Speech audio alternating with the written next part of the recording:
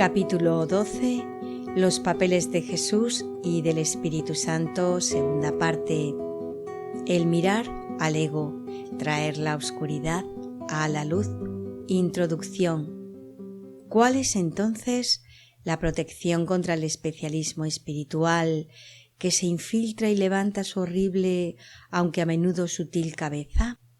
La clara e inequívoca respuesta de un curso de milagros al problema es que el trabajo de los estudiantes tiene que reflejar una dedicación continua a mirar su culpa con el amor de Jesús a su lado. El estudiante de un curso de milagros debe centrarse únicamente en traer la culpa y el apego al especialismo ante el amor de Jesús, para que se contemple al ego como la absurda elección que es. Uno se vuelve hacia Jesús en busca de ayuda en este mirar, más bien que en hablarle a Él sobre la obra santa que uno ha de llevar a cabo con otros y para otros. Al hacer esto último, como ya hemos discutido, los estudiantes terminan dictándole a Jesús o al Espíritu Santo cómo ellos deben operar dentro de su propio sueño particular de especialismo. Es decir, intentamos llevar la luz a la oscuridad en lugar de traer la oscuridad a la luz.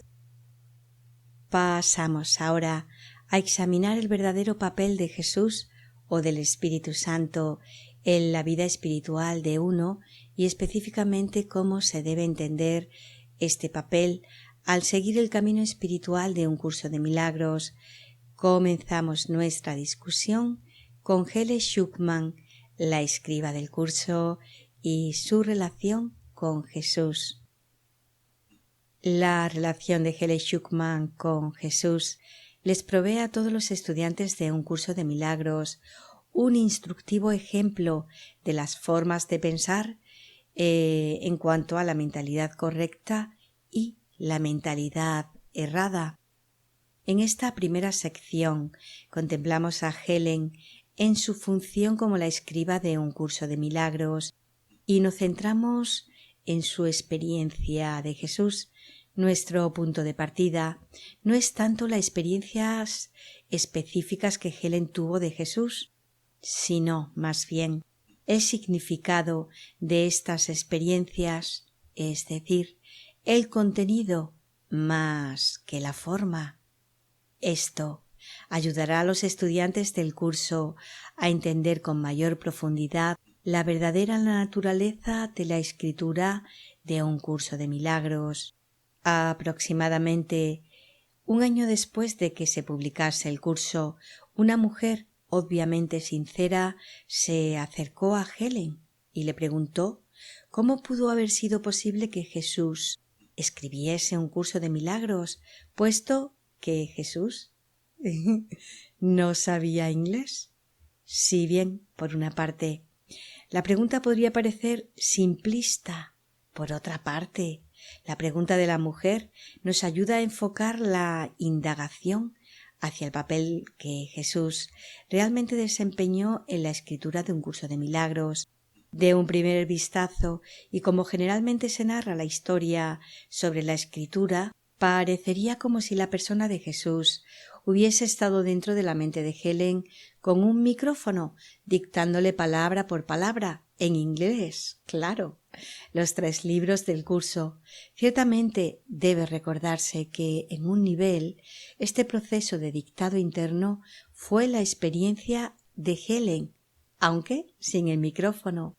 Antes de proseguir con mis comentarios sobre la escritura del curso, quisiera relatar un incidente relevante que implican a Helen y a Jesús.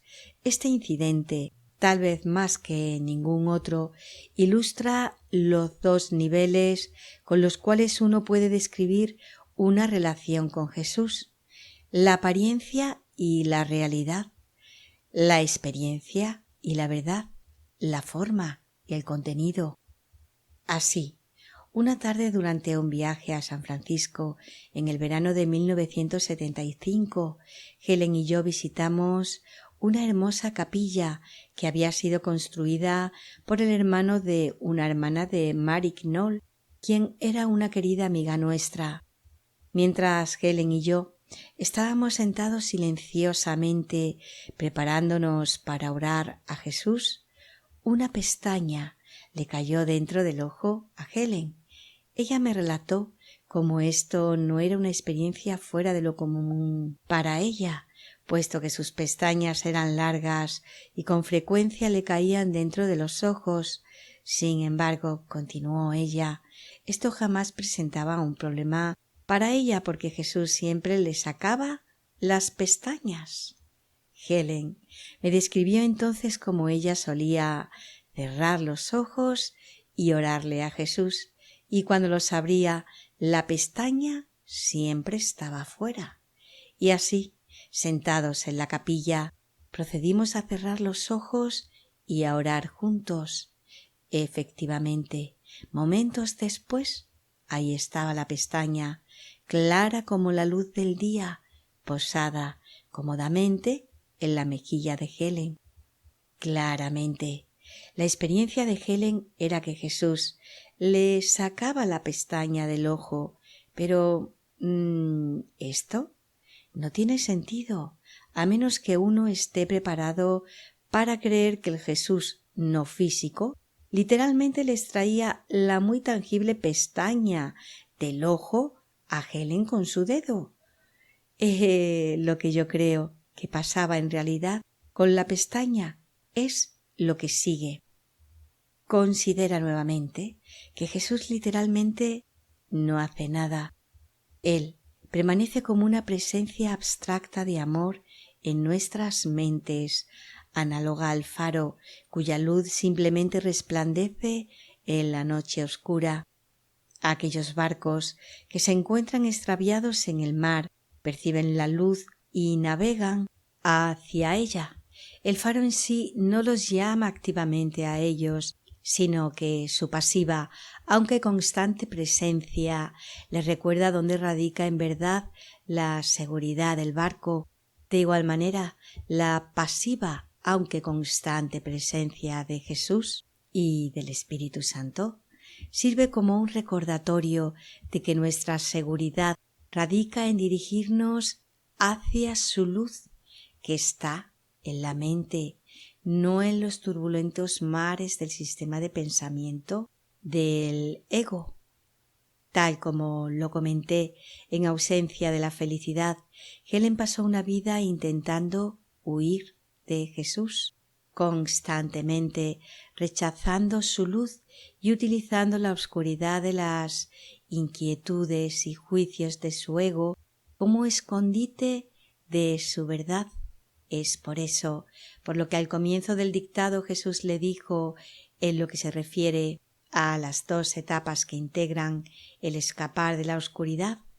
Primera, el reconocimiento de que la oscuridad no puede ocultar nada. Segunda, el reconocimiento de que no hay nada que desees ocultar, aunque pudieses hacerlo.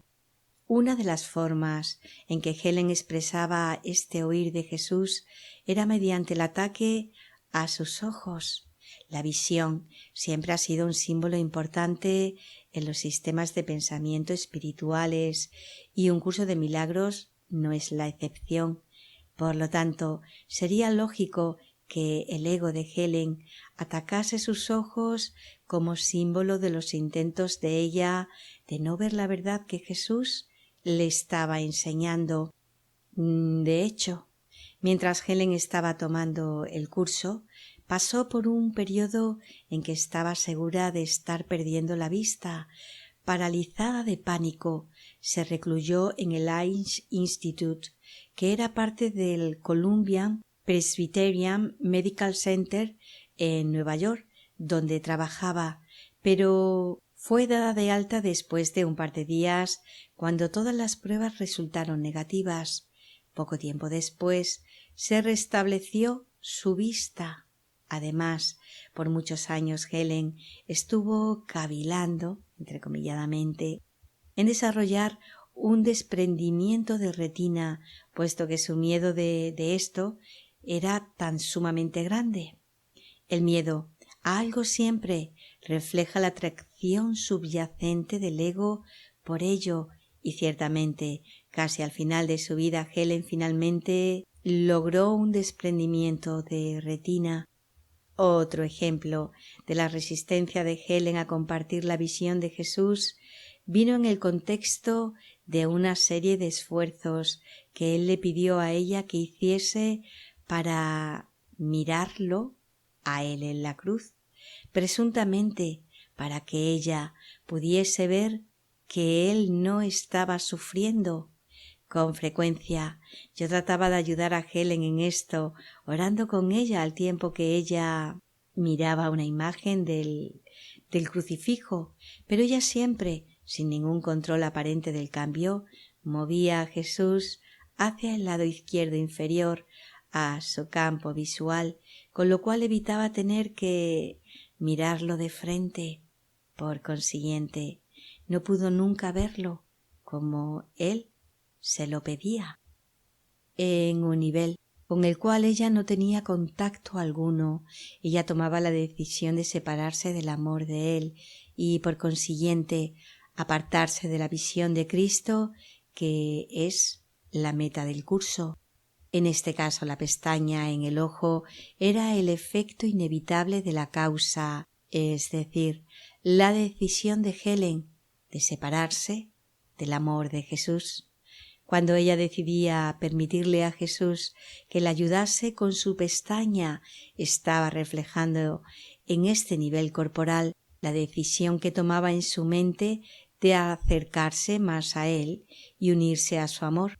De ese modo, ella deshacía la causa de la pestaña en el ojo, el estar separada de Jesús, al elegir unirse con él una vez más.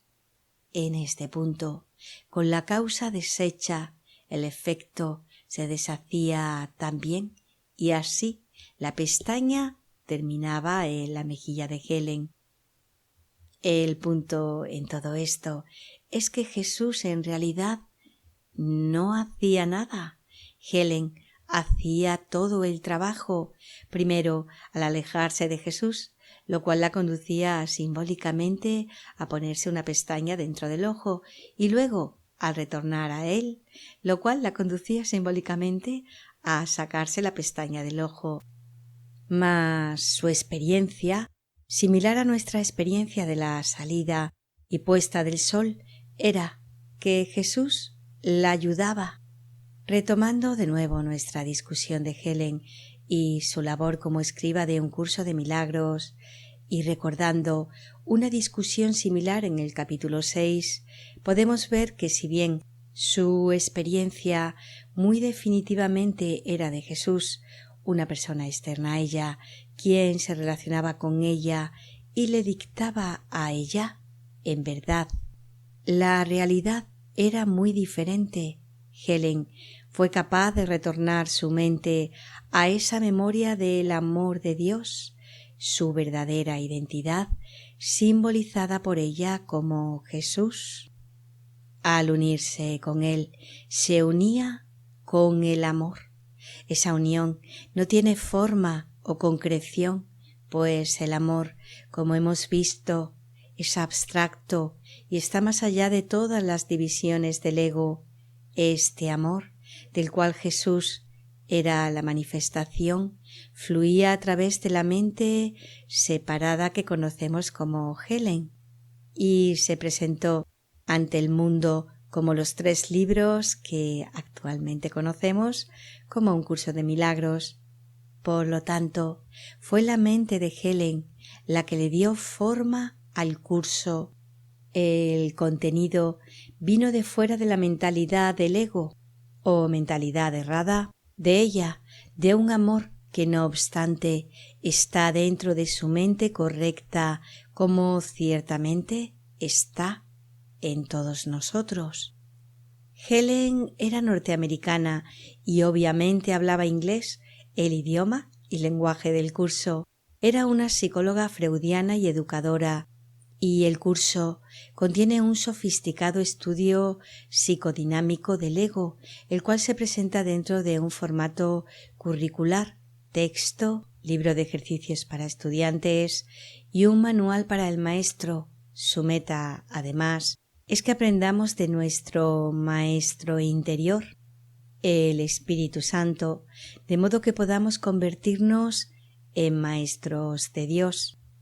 El lenguaje de un curso de milagros cae dentro del marco de la tradición cristiana, pero corrige las distorsiones y falsas interpretaciones de esta tradición de 2000 años y ciertamente, como estos dos libros aclaran, invierte en las premisas básicas sobre las cuales descansan el judaísmo y el cristianismo.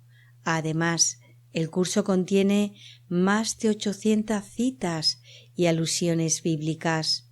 Helen, a la vez, era una amante de Shakespeare, así como de los grandes poetas ingleses, y la escritura de un curso de milagros es bastante shakespeariana en su forma, con grandes porciones del material escritos en verso libre y pentámetro yámbico, el metro poético de Shakespeare. Helen poseía una mente agudamente lógica. Su amor, si no es que veneración, por la lógica se remontaba hasta sus años de universidad, y la teoría del curso está presentada con una lógica rigurosa que, una vez se aceptan sus premisas básicas, no hay lugar para la discusión. Finalmente, Helen sentía un gran respeto y amor por Platón, y en el curso se puede encontrar varias alusiones específicas a la obra de Platón.